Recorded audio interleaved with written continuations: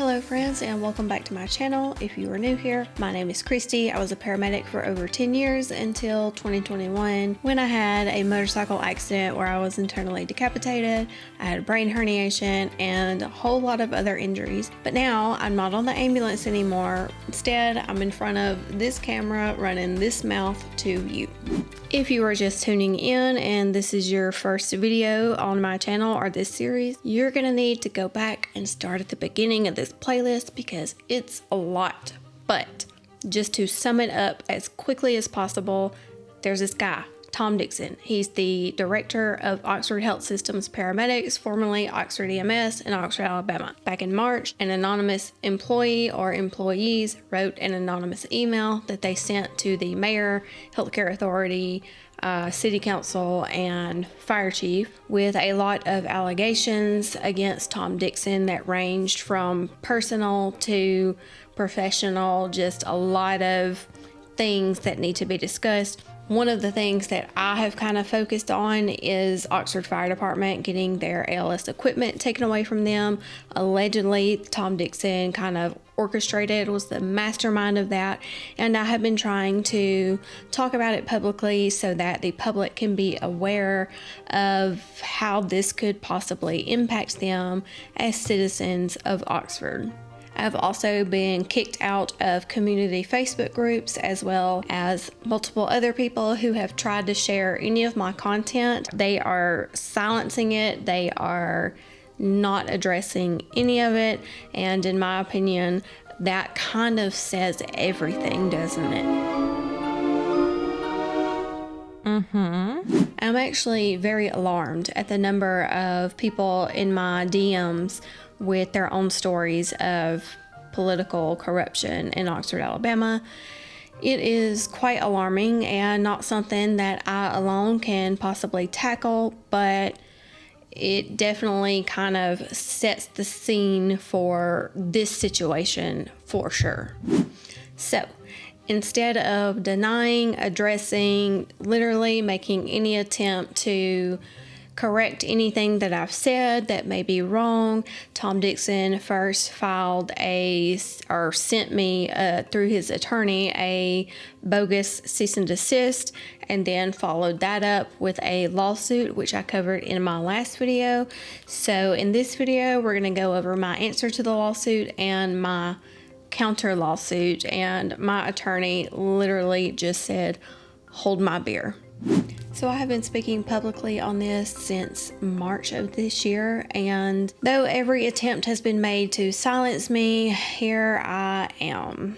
My First Amendment right has essentially been threatened with this bogus lawsuit, and I'm not going to go quietly into the night and disappear. As I've said many times, after you have been through the hell that I've been through in the past 3 years, there's not a lot that scares me, including this. And I don't need validation from anyone. You can believe me, you cannot believe me. That is out of my control. All I can do is present the information that has come to me and give my opinion on it with coming from the background that I have. And that's what I have done. So, with that said, let's get into my answer to the lawsuit that Tom filed against me. Basically, the answer is, we deny everything. None of the things stated in that cease and desist were true, except for the fact that Tom Dixon is Tom Dixon and resides in St. Clair County or whatever it was. I agreed that Tom Dixon is Tom Dixon and that he is the director of OHSP. Outside of that, everything in that lawsuit is untrue. So in my countersuit, we answered, and then we have our defenses, which is failure to state a claim, the truth. It can't be defamation if it's the truth. And also that I expressed my opinions, and when I did express my opinions, I stated that they were my opinions and not statements of fact, which is again protected by the First Amendment. Number 4 is malice. I did not act with malice or reckless disregard for the truth. Number 5, statute of limitations. Number 6, failure to mitigate damage. Plaintiff failed to take reasonable steps to mitigate any alleged damages. Meaning, he never said, I didn't do that. Nothing. he went. Lawsuit. Can't do that.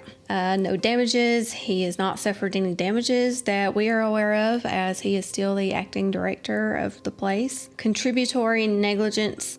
Plaintiff's damages, if any, were caused by his own actions and not actions of defendant. That's probably my favorite line in the entire lawsuit. The consequences of your own actions. Number 9, lack of jurisdiction. Number 10, failure to join necessary parties. So now on to my lawsuit against Tom. Number 1, number 2, number 3 are all just saying we are who we say we are, and I agree with what is written in this lawsuit. Number 4, counterclaimant, which is me, publishes a news and commentary blog / YouTube channel focused on local and regional issues, including comments posted by parties or sources who demand to remain anonymous. If you have been here for a while, you would know that this situation with Oxford, Alabama is not my first time doing this type of commentary. I have done cases on Elijah McClain, which was a EMS negligence case. There was another, I think it's been 3 EMS negligence type cases that I have covered. This is just the next one. It just happens to be local to me, and it just so happens that I personally know many people in this situation, and I've been able to speak on it because information has been freely coming to me from people that I know have direct knowledge because they work with him, have worked with him, they have some connection to him, and they are coming to me telling me their experiences, and I am building a story, a case, I have tried to build a case to force a reasonable city council to look into this because, as I've said many times, where there's smoke, there's fire, and there's a lot of smoke here. And unfortunately, they just dead set on letting it smolder for as long as possible before deciding to do anything. I guess they hope that they can just continue to point fingers at me and say that I'm crazy. But now that litigation is involved, then I guess we'll air it all out in court and we will see who is crazy and or lying and who is telling the truth. Number 5, my publications are intended to inform the public on matters of public concern, including government operations, community safety, and the performance of public officials. Number 6, Tom Dixon, in his capacity as a public official, has been the subject of various news reports and public commentary regarding his conduct and performance in office. Number 7, the statements that I made were based on information from reliable sources, including statements from individuals with direct knowledge of the events described. I've said this before, I will say it again. I have not even spoken on everything that has come to me. If something came to me that didn't quite fit or I didn't know about or didn't fully trust, I went to verify it with others. And if I couldn't verify it, I did not speak about it.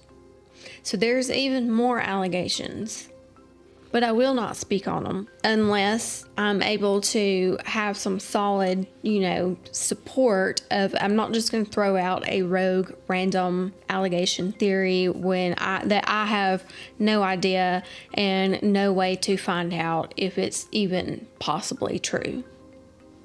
Number 8, I have always acted in good faith and with due diligence in verifying the accuracy of the information published on her blog/channel. Number 9, on or about June 17th, Tom Dixon initiated this lawsuit against me, alleging that the publications were defamatory and caused harm. Number 10, the initiation of this lawsuit is an attempt to silence me and prevent me from exercising my First Amendment rights to free speech and freedom of the press. Number 11, counter-defendant Dixon's actions have caused counterclaimant emotional distress, reputational harm, and financial losses due to the need to defend against this baseless lawsuit. The very act of filing a lawsuit against me is malicious.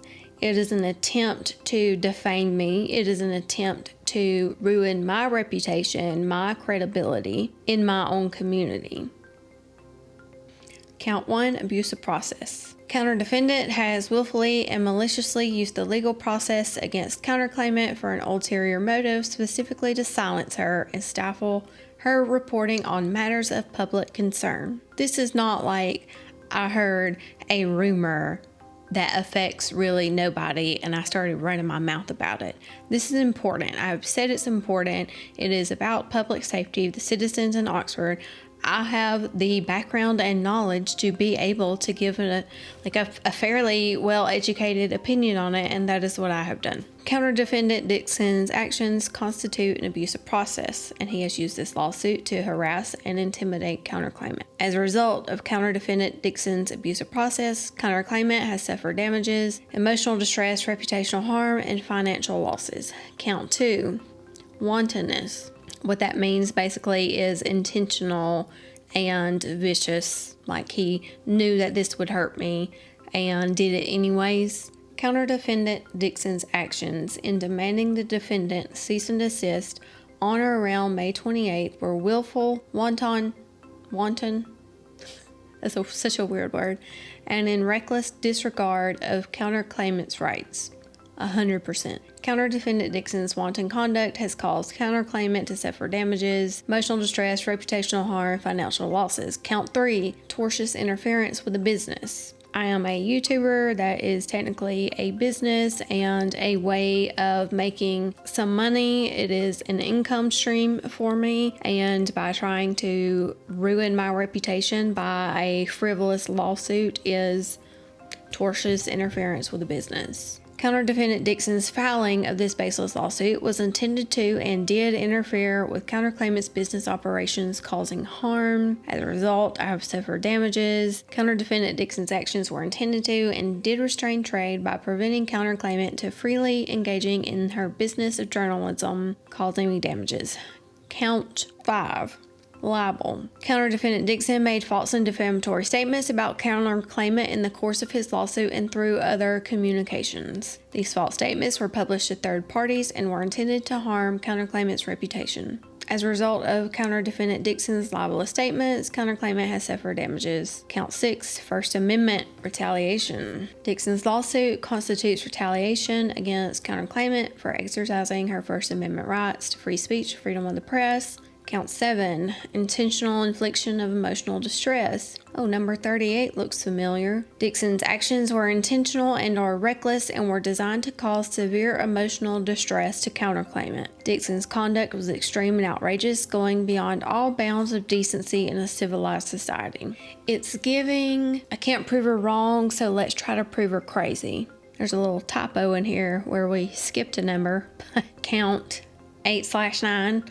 Civil conspiracy. Dixon conspired with others to bring a baseless and malicious lawsuit against counterclaimant in order to silence and stifle her reporting. Count 10. Fraud. Dixon, on or around May 28, 2024, in his cease and desist letter and at other times, did knowingly and intentionally make false representations about counterclaimant's publications and her intent with the purpose of deceiving others and causing harm to counterclaimant.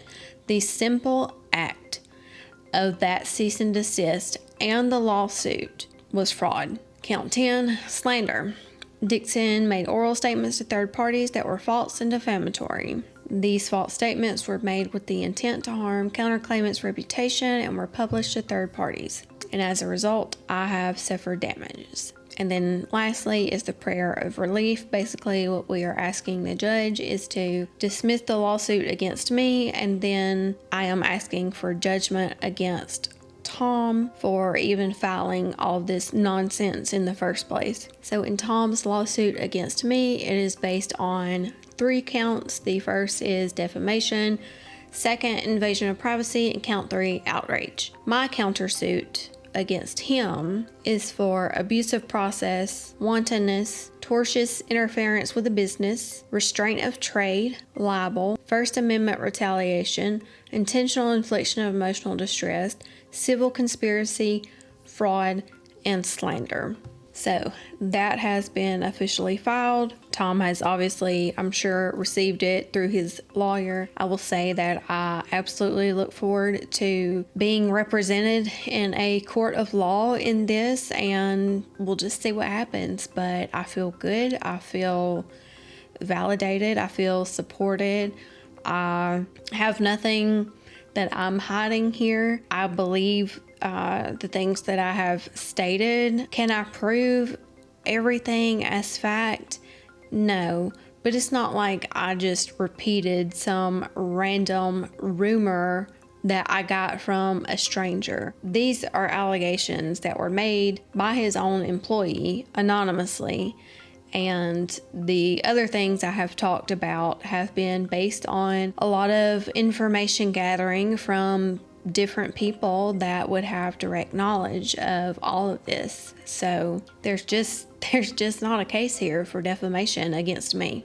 So I am going to have this linked in the description, maybe even a pinned comment. If you would like to see the entire lawsuit for yourself in full, you can click on the link and you can see the whole thing. It is public information. I am considering designing a shirt or some merch or something to help fundraise, and I just can't narrow down exactly what I want. But one of the options I thought about, like a shirt that says problematic AF, but then I typed it in Google and there's a podcast with that title, so I'm not sure how that would work. So I'm brainstorming.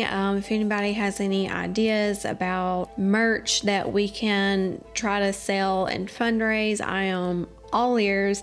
Even better if you are like a freelance graphic designer and you want to tackle this, feel free to send me an email at littletraumamama.com and maybe we can work something out, trade some stuff or something. If not, I will keep brainstorming, but I definitely look forward to getting feedback from my regular subscribers. And I just want to thank everybody that has been so supportive through all of this. It can be stressful sometimes, feeling like you're, the lightning rod for all of this. And it can be a little bit lonely at times, but I do feel supported. I do feel confident in the things that I have said and my sources. So I feel good. I think we're in good shape. And again, I just look forward to the truth being known. I also think, even though the current employees at Oxford Health Systems paramedics, every one of them hate my guts. I'm aware of that. I don't lose any sleep over it, but even so, another thing that I would like to see happen is for somebody to be there that is good and fair, and a boss that doesn't manipulate, intimidate the employees. I want EMTs and paramedics to have a safe place to work where they are not constantly worried about retaliation or, losing their job for just some random. I want them to be comfortable and have job security and know that they have a boss that has their best interest at heart, that doesn't have ulterior motives.